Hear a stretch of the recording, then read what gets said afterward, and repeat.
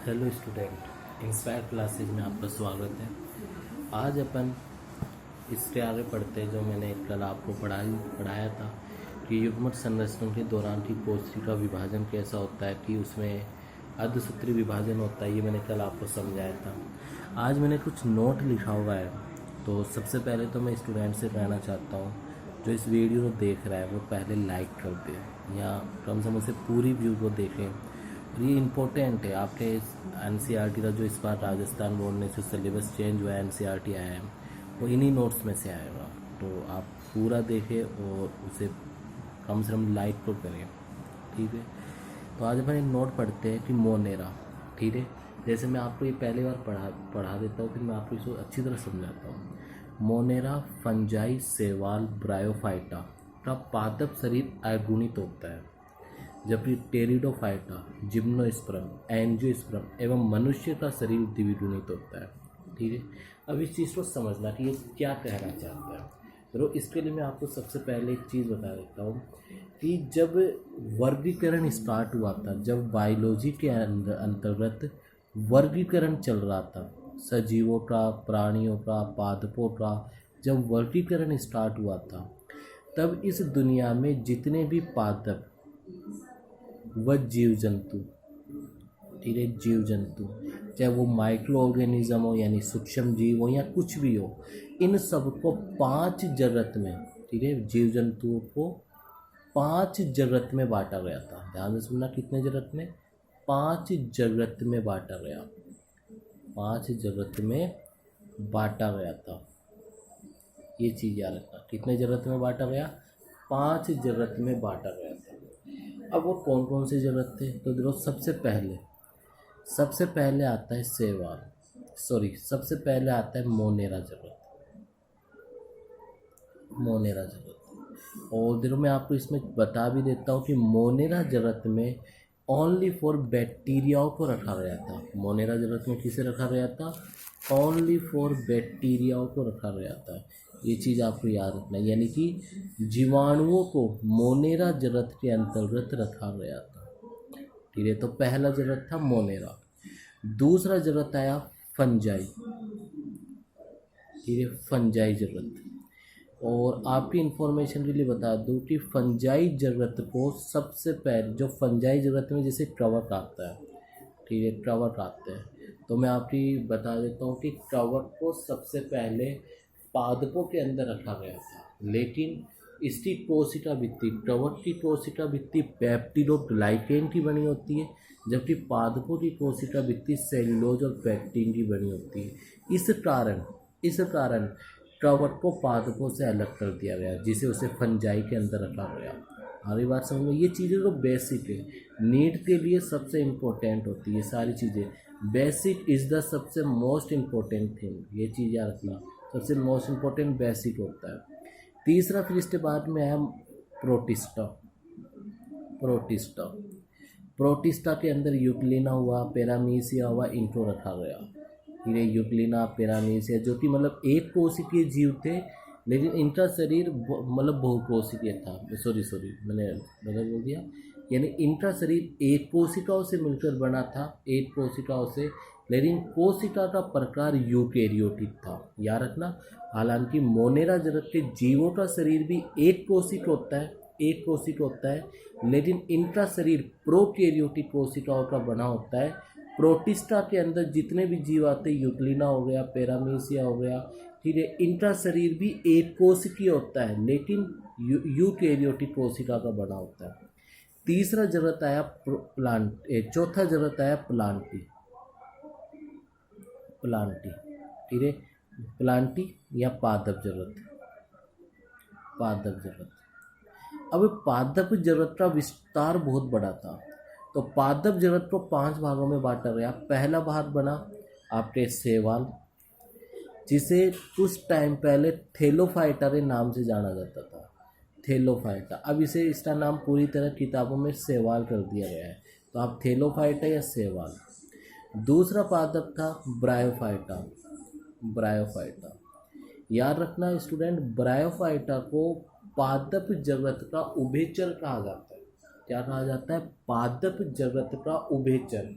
यानी कि उभयचर का मतलब होता है कि ये अपना जीवन चक्र जमीन पे पूरा करता है, लेकिन निषेचन के लिए इसे जल की आवश्यकता होती है, क्योंकि इसके मतलब जो पूमन होते हैं और अंडक होते हैं, अंडाणु होते हैं, उनको पानी की गति के द्वारा मिलाया जाता है। पानी की गति में बहते रहते और आपस में मिलते रहते, तो इनको निषेचन के लिए जल की आवश्यकता होती है, जो मैं आपको आगे पढ़ाऊंगा अभी।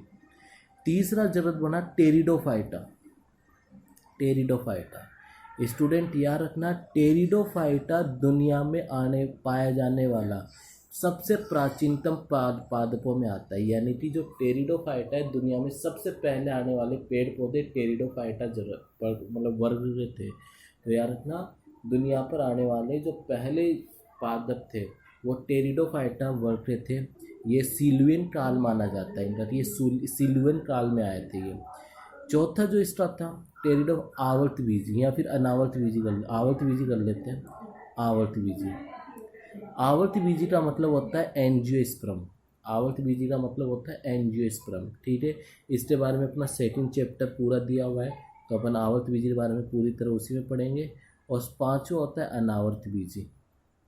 ठीक है, इनके बारे में, इनके जो बीज होते हैं उसके ऊपर किसी प्रकार का कोई आवरण नहीं पाया जाता है, अनावर्त बीजी। तो चार जगत कौन से हुए, पहला हुआ मोनेरा, दूसरा हुआ फंजाई, तीसरा हुआ प्रोटिस्टा, चौथा हुआ प्लांटी। प्लांटी को 5 भागों में बांटा गया, जो मैंने आपको बता दिया। अब पांचवा जगत कौन सा बना, पांचवा जगत बना एनिमेलिया। एनिमेलिया, पांचवा जगत बना एनिमेलिया। अब एनिमेलिया में क्या हुआ कि जीव जंतु को रखे गए। अब इन एनिमेलिया में जीव जंतु को 2 भागों में बांटा गया। पहला बांटा गया कोर्डेटा, ठीक है, और दूसरा बांटा गया नॉन कोर्डेटा।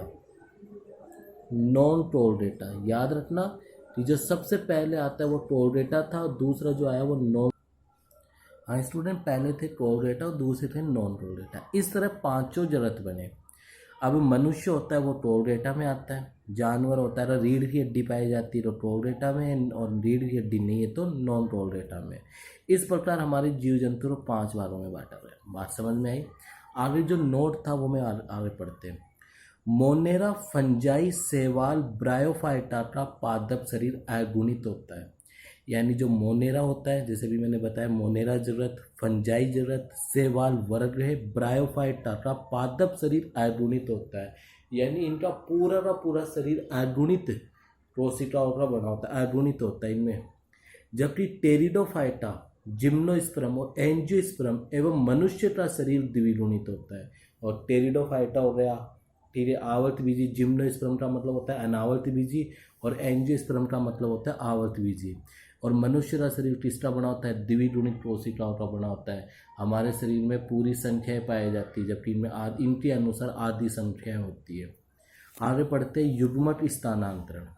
ठीक है, अब देखो मैंने आपको युग्मक बता दिए कि भैया शुक्राणु का भी निर्माण हो गया, अंडाणु का भी निर्माण हो गया। अब ये एक दूसरे तक पहुँचे कैसे?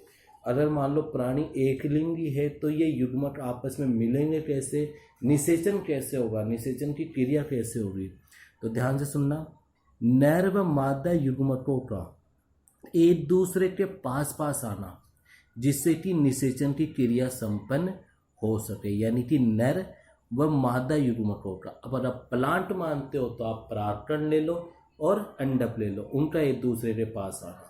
या फिर आप मानव में बात कर रहे हो तो शुक्राणु, नर में शुक्राणु और मादा में अंडाणु, युग्मकों का एक दूसरे के पास पास आना, जिससे निषेचन की क्रिया संपन्न हो सके। अलग अलग पादपों में युग्मकों का स्थानांतरण अलग अलग प्रकार का होता है। यानी अलग अलग पादपों में युग्मकों का स्थानांतरण क्या होता है, अलग अलग होता है, जो अपन आगे पढ़ेंगे। आगे देखिए, अधिकांश शैवाल ब्रायोफाइटा, टेरिडोफाइटा में नर युग्मक गतिमान होते हैं। देखो अपन पादपों में बात करें, पादपों में शैवाल हो गया, ब्रायोफाइटा हो गया। ब्रायोफाइटा मैंने आपको बताया था कि ये उभयचर होता है, अर्थात ये रहता जमीन पे है, लेकिन निषेचन के लिए इसे जल की आवश्यकता होती है। टेरिडोफाइटा, इसमें जो लघु बीजाणुधानी बनती है वो फूटती है। ठीक है, टेरिडोफाइटा में नर युग्मक गतिमान होते हैं, यानी कि नर युग्मक किसी भी माध्यम के द्वारा मादा तक पहुँचते हैं, गतिमान होते हैं, जिसके लिए उन्हें जलीय माध्यम की आवश्यकता होती है। और इन तीनों को शैवाल को हालांकि जल में ही पाया जाता है। ब्रायोफाइटा, टेरिडोफाइटा में नर युग्मक क्या होते हैं, गतिमान होते हैं, जिसके लिए उन्हें जलीय माध्यम की आवश्यकता होती है, जिसमें से होकर युग्मकों का स्थानांतरण संपन्न होता है। यानी जिसमें से जल में से होते हुए युग्मक क्या करते हैं, अपने स्थानांतरण को पूरा करते हैं। अब स्टूडेंट जो अपन पढ़ने वाले हैं, हालांकि उसी का टॉपिक है, लेकिन ये विस्तार से मैं आपको दूसरे चैप्टर के अंदर और भी अच्छी तरह बाकायदा सारे चित्र बना के समझाऊंगा। आगे देखो, बीजीय पादप। बीजीय पादप जिम्नोस्पर्म और एंजियोस्पर्म होते हैं। इन दोनों में बीज का निर्माण होता है। अंतर ये होता है कि जिम्नोस्पर्म में जो बीज होते हैं वो बिना ढके हुए होते हैं, यानी उनके ऊपर किसी प्रकार का आवरण नहीं पाया जाता, जबकि एंजियोस्पर्म में बीज के ऊपर किसी न किसी प्रकार का कोई ना कोई आवरण पाया जाता है, जैसे आम हो गए ये सब। ठीक है, तो बीजीय पादप बता चुका हूँ। जिम्नोस्पर्म, एंजियोस्पर्म में परागकण नर युग्मक के वाहक के रूप में कार्य करता है। नर युग्मक के परागकण नर युग्मक के वाहक के रूप में कार्य करता है। देखो स्टूडेंट ध्यान से देखना, इस प्रकार एक पुंकेसर होता है। ठीक है, इस प्रकार से पुंकेसर होता है। पुंकेसर में लघु बीजाणुधानी होती है। लघु बीजाणुधानी के अंदर परागकणों का निर्माण होता है। परागकण जब स्फुटित होता है, फटता है, तो ये परागकण बाहर आता है। तो ध्यान से सुनना, एक परागकण में जैसे दो आवरण हो गए, एक परागकण में दो कोशिका पाई जाती है। एक आकार में बड़ी होती है और एक आकार में छोटी होती है। जो आकार में बड़ी होती है उसे कायिक कोशिका बोला जाता है। क्या बोला जाता है? कायिक कोशिका।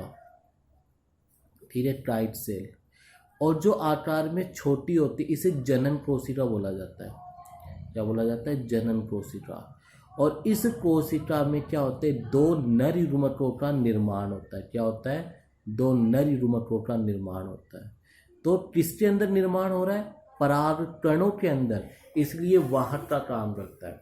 ध्यान से सुनना, बीजीय पादप जिम्नोस्पर्म, एंजियोस्पर्म में परागकण नर युग्मकों के वाहक के रूप में कार्य करता है। परागकण परागकोश में उत्पन्न होते हैं। मैंने जस्ट अभी बताया था कि परागकण कहाँ उत्पन्न होते हैं? परागकोश में। परागकणों का वर्तिकाग्र पर पहुंचना परागण कहलाता है। परागकणों का वर्तिकाग्र पर पहुंचना, देखो एक बार फिर से रिपीट करता हूँ, ये जो सामान्य रूप से होता है, इस पूरी स्ट्रक्चर को पुंकेसर बोला जाता है। इस पूरी स्ट्रक्चर को क्या बोला जाता है? पुंकेसर। और इसे बोला जाता है परागकोश। परागकोश, परागकोश में छोटे छोटे लघु परागकणों का निर्माण होता है और ये मादा जननांग होता है। ठीक है, फीमेल। और इसके अंदर, ठीक है, अब यहाँ से परागकणों का